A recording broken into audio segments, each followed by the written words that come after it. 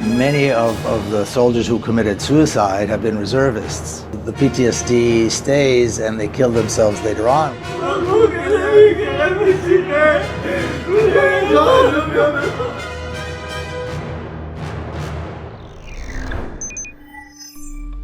The Israeli military for the last 2.5 years have been engaged in one of the most brutal genocide operations that we've seen. The fact that they come home and then suffer from severe PTSD and kill themselves is really not a surprise.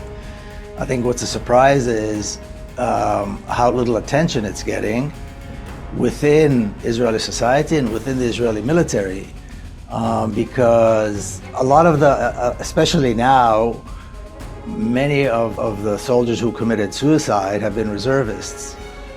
Now, what they do is they diagnose thousands and thousands with PTSD, but 80% of the time they send them back.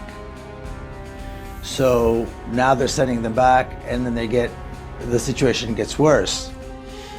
And very often they don't kill themselves while they're in the service. The PTSD stays and they kill themselves later on once they're civilians, and then the military doesn't recognize them as soldiers, so the families don't get the benefits of a soldier that was hurt in battle or during service.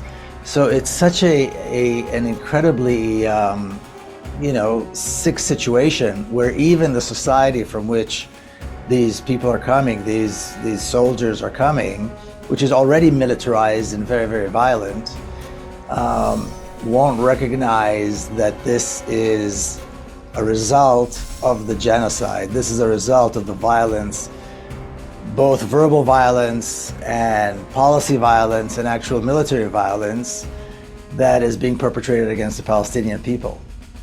But the conditions in which they exist, even before the genocide in Gaza, were such that, the guilt and the PTSD are severe, severe, severe, and they are mostly being disregarded.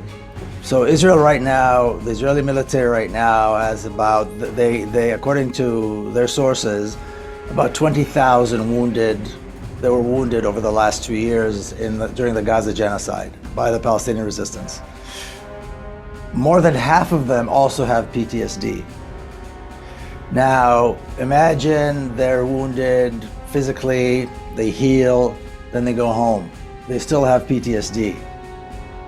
That never goes away. The trauma of killing babies, of killing children, of destroying homes, of basically murdering civilians, and conducting genocide, that never goes away.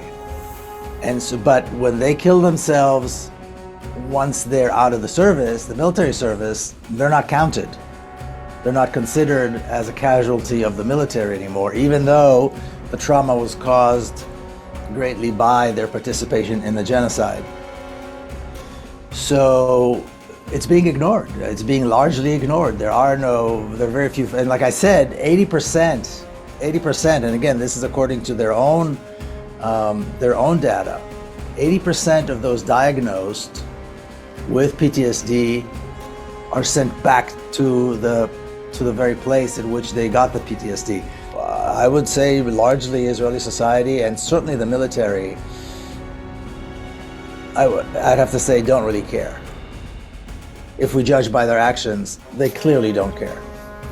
A few years ago, there was a headline in the Hebrew papers wondering why there's such high violence among teenagers within Israeli society. Well, when you look around Israeli society, when you look at what Israeli society supports in regard to the Palestinians, the horrific violence that's perpetrated against Palestinians, why is there any surprise that teenagers are violent in their schools?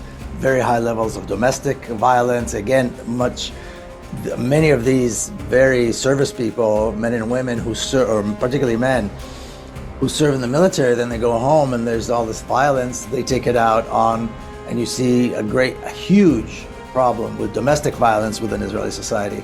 So there's no way to commit a genocide and it not being reflected on the mental health of the society itself.